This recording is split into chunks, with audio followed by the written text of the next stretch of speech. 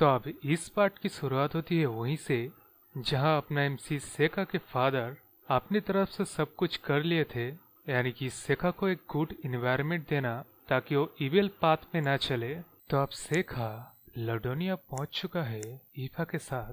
वहां एक in book करके अगले दिन एकेडमी में जाता है, जहां अपने एमसी तुरंत सेंस कर लेता है एकेडमी के अंदर कुछ अजीब मैजिक मौजूद है, जिसको कि वो इग्नोर कर देता है क्योंकि एक मैजिक एकेडमी है, यहाँ इस तरह के मैजिक का होना आम बात होगा। अब एकेडमी के एंट्रेंस एग्जाम के तौर पे एक मैजिक मेजरिंग वॉल जो कि एक आर्टिफैक्ट का यूज किया जाता है स्टूडेंट्स के पास कौन से एप्टीट्यूड और कितना मैजिक है ये जानने के लिए। सो अब इस वर्ल्ड में मैजिक बेसिकली सभी लोगों के पास इन 4 एलिमेंट का ही पाया जाता है, विंड, वाटर, फायर और अर्थ, और 2 है लाइट और डार्कनेस जो कि रेयर भी है। सो ये आर्टिफैक्ट जिस स्टूडेंट के पास जो एप्टीट्यूड है उस कलर में दिखाता है, और जिसके पास ये चारों एलिमेंट का होगा यानी कि विंड, वाटर, फायर और अर्थ, उसके लिए मैजिक वर्ल्ड व्हाइट में ग्लो करेगा। और ये वाला मैजिक मेजरिंग आर्टिफैक्ट एक्चुअली इन चारों एलिमेंट को ही डिटेक्ट करता है, यानी कि किसी के पास अगर डार्क और लाइट एलिमेंट होगा तो ये डिटेक्ट नहीं कर पाएगा। सो जब अपने ईफा अपना मैजिक चेक करने जाता है तो उसको शो करता है कि उसका 2 एलिमेंट है, विंड और फायर का। अब जब अपने एमसी के बारी आती है तो अब अपने एमसी के पास तो मैजिक है ही नहीं, सो मैजिक आर्टिफैक्ट ग्लो भी नहीं करता। वहीं पे हमें इस आर्टिफैक्ट के बारे में भी पता चलता है लाइट और डार्क मेजर नहीं करता। लेकिन जब अपने एमसी इंस्ट्रक्टर को बताता है कि उसके पास मैजिक है ही नहीं, सो लोग बातें बनाने लगता है कि अपना एमसी फैमिली कनेक्शन की वजह से इस एकेडमी में ज्वाइन हो पाया है। मतलब इस तरह जो बातें बनाने लगते हैं लोग। वहीं पे हमें एक और कैरेक्टर को इंट्रोड्यूस किया जाता है, आमियो।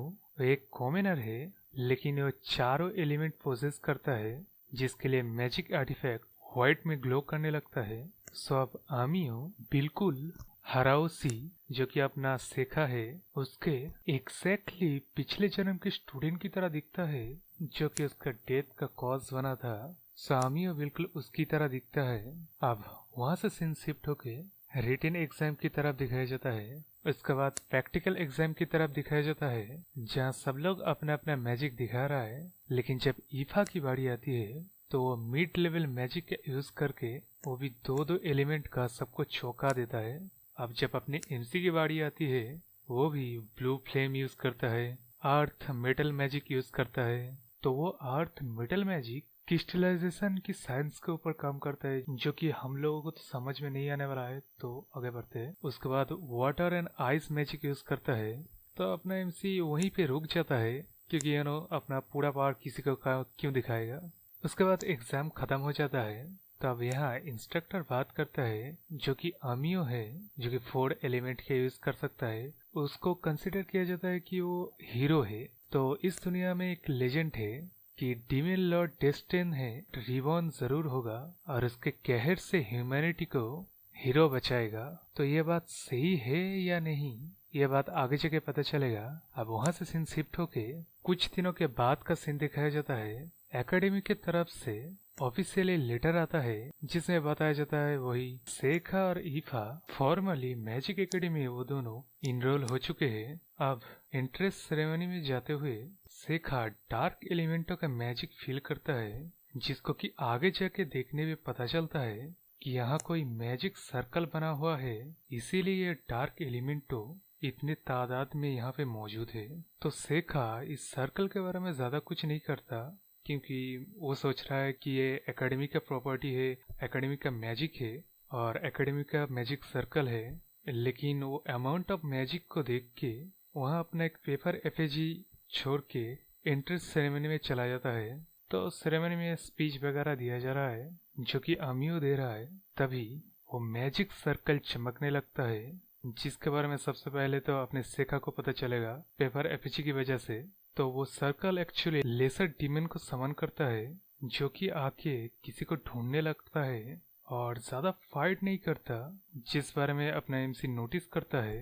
तो वो सबसे पहले तो जिसने लेसर डीमन को समन किया है, यानी कि ये वाला डीमन जिसके डराने के लिए सेखा एक पोएम गाते हुए एंट्रेंस मारता है तो ये डीमन तो उन सब पोएम्स के मूड में नहीं था। सो उसने अपना मिनियंस को समन किया, सेखा के ऊपर अटैक किया उन मिनियंस की मदद से। दो को तो पेपर एपीजी की मदद से वहीं पे कर्स कर दिया और एक वाले को कैप्चर कर लिया। आगे रिसर्च के लिए, मतलब ये क्या चीज़ है, किस तरह काम करता है, ये सब जानने के लिए।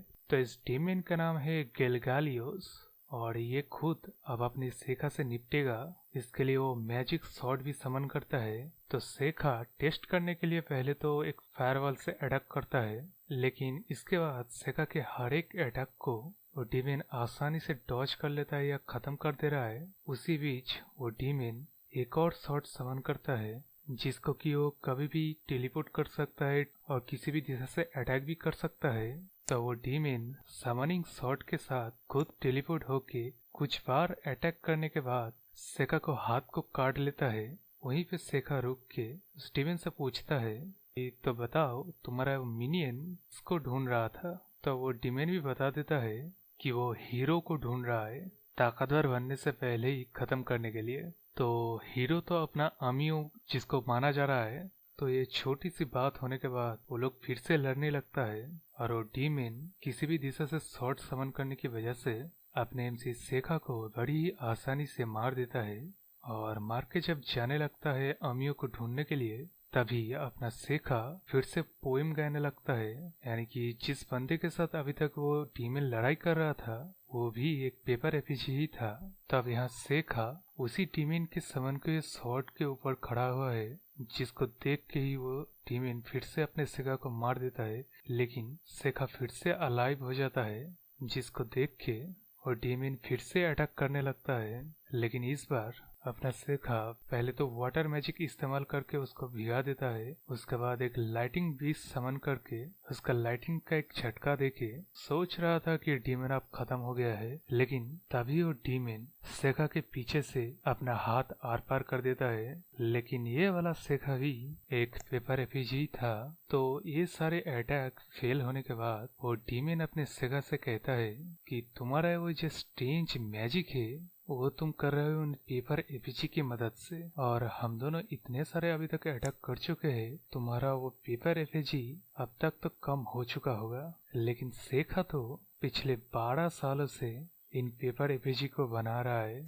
इसका मतलब समझ रहे हो उसके पास अभी तक कितने पेपर एपीजी हो जाएंगे। सो ऑफिशियली अपने सेखा के पास इस दुनिया में पहला रियल लाइफ फाइट की वजह से वो अपना वही ड्रैगन को समन करता है, जिसको कि पहले एपिसोड में दिखाया गया था। तो ये ड्रैगन एक्चुअली कई सारे सीलों के पीछे बंद है। तो इसको समन करने के बाद वो डीमन भी कहता है कि डीमन किंग खुद भी एक ड्रैगन को समन नहीं कर सकता है, तुम कौन हो। तो अब इस ड्रैगन का नाम है मिज़ची। तो वो तो पहली बार में ही इस डीमन को खत्म कर दिए थे।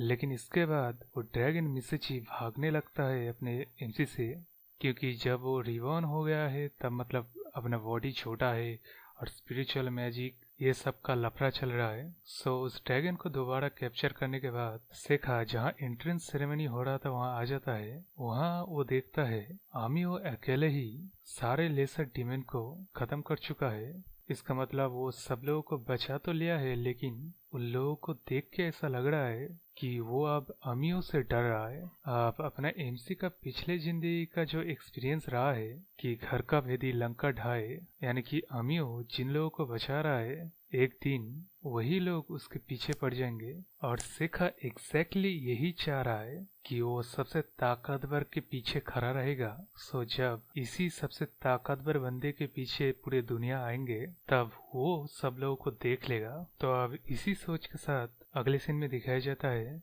1 महीना बीत गया है वो डीमन इंसिडेंट के बाद। अब अपना सेखा आमियो के साथ दोस्ती करना चाह रहा है, लेकिन आमियो अपने सेखा को जरा सा भी भाव नहीं देता। सो अब यहाँ सेखा सोच रहा है कि अभी तो पूरी जिंदगी पड़ा हुआ है, सबसे ताकतवर बंदे के साथ दोस्ती करना छोटी बात थोड़ी है। लेकिन यार दोस्ती करते कैसे है। तो अब वहाँ से सीन शिफ्ट होके सेखा और ईफा की तरफ दिखाया जाता है, जो कि मिस कैरन की क्लास में जा रहा था। लेकिन उनके ऊपर कुछ स्लाइमी सा चीज गिरता है, लेकिन सेखा अमियो को बचा लेता है। तो ये स्लाइमी ग्रीन टाइप चीज है डीमंस का ब्लड और कुछ हर्ब्स को मिला के मिस्टर कर्डेल कुछ बनाना चाहता था, तो ये स्लाइमी चीज वही है।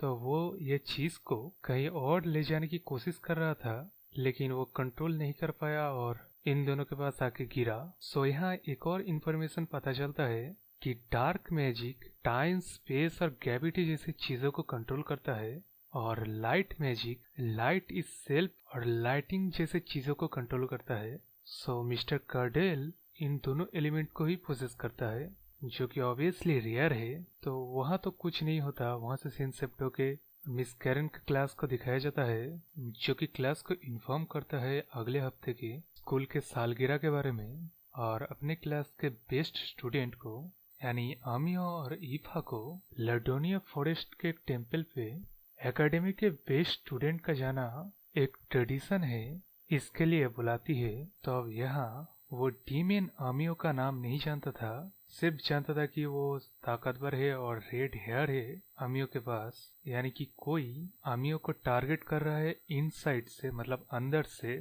तो इस बारे में सेखा और जानने के लिए ईफा को मना करने बोलता है और खुद आमियो के साथ लडोनिया फॉरेस्ट में जाने के लिए तैयार हो जाता है। तो अब जाते हुए रास्ते में आमियो और सेखा कुछ बातें कर रहा था, लेकिन तभी आमियो को सर में दर्द होता है। तो अब यहाँ सेखा सेंस कर लेता है कि कहीं पे मैजिक यूज कर रहा है। वहाँ पे जाने पे हमें दिखाया जाता है उसी तरह का एक सर्कल यहाँ भी है।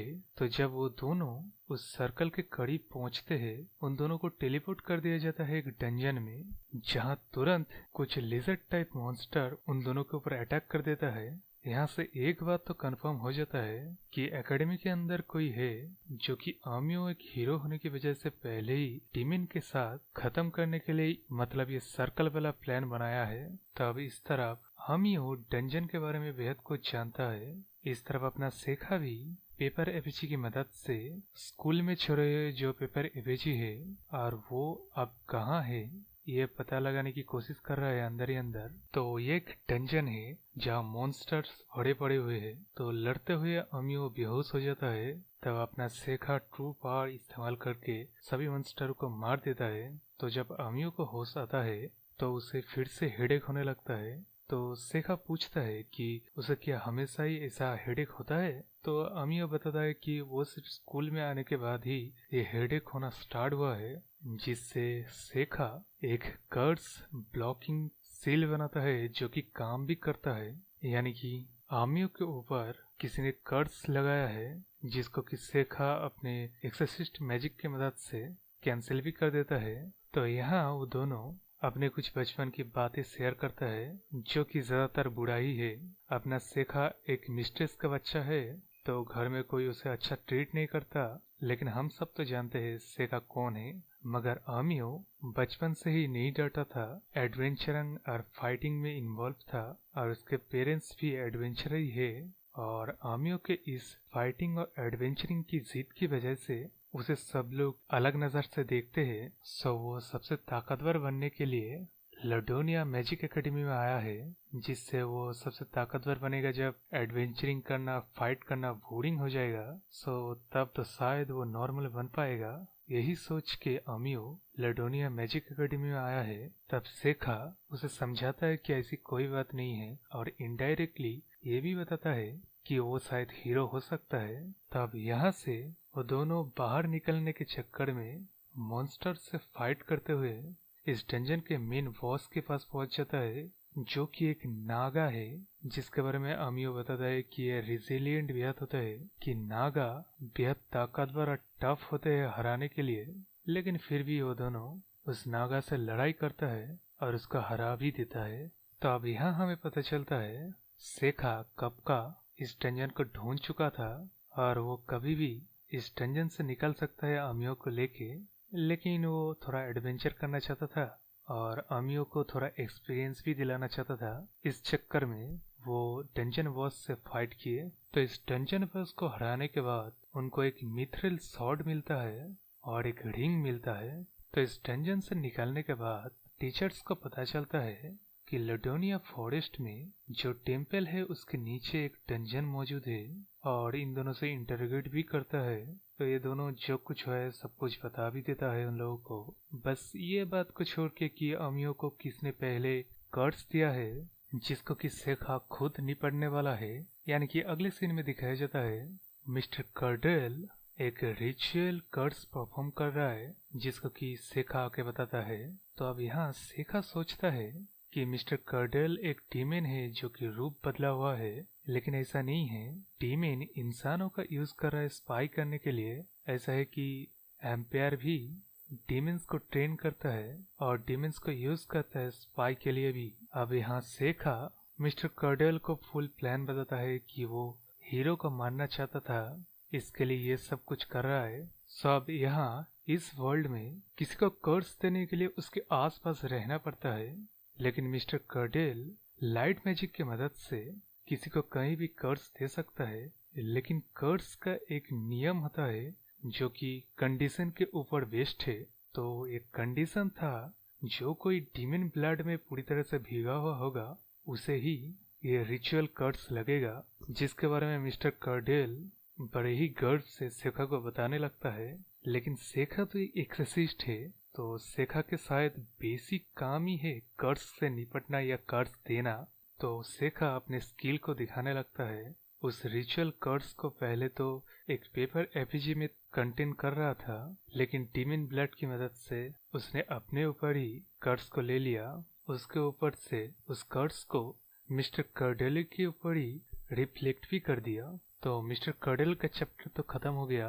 अब यहाँ अपना एमसी सेखा सही मायनों में स्कूल लाइफ को एंजॉय कर सकता है। इसी के साथ ये एपिसोड भी खत्म हो जाता है। कमेंट करके बताना इसका अगला पार्ट लाओ कि ना, और सब्सक्राइब कर लेना और इस तरह रिकैप के लिए लाइक शेयर कमेंट भी जरूर करना। Okay bye.